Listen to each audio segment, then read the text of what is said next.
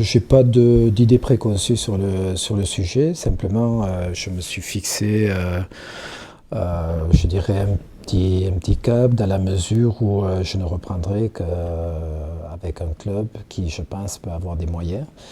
Parce que j'ai beaucoup donné dans des clubs qu'il a fallu remonter avec très très peu de choses, très peu de moyens. Et donc voilà, on le fait par des moments avec des passages difficiles, des fois un petit peu de l'incompréhension parce qu'on ne peut pas tout expliquer.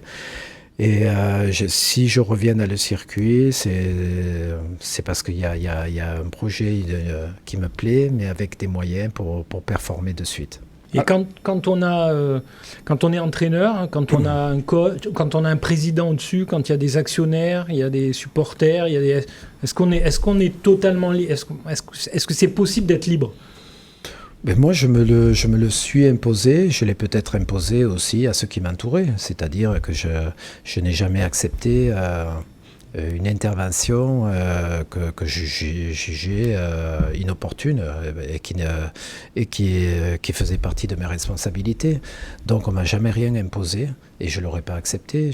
C'est un trait de caractère, et je l'ai eu, je l'explique dans le bouquin, dès ma prise de fonction à Monaco, où on a essayé je dirais de me mettre un illustre entraîneur, très grand entraîneur. Giovanni Trapattoni. Trapattoni, mais je ne l'ai pas accepté. Je ne l'ai pas accepté parce que je savais très bien le dessein du président à ce moment-là et de très vite prendre ma place.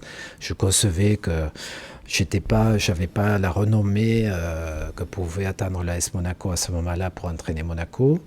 Mais voilà, si j'entraînais, je le faisais par moi-même et surtout pas par procuration. Et donc pas question d'avoir une ingérence dans mon domaine.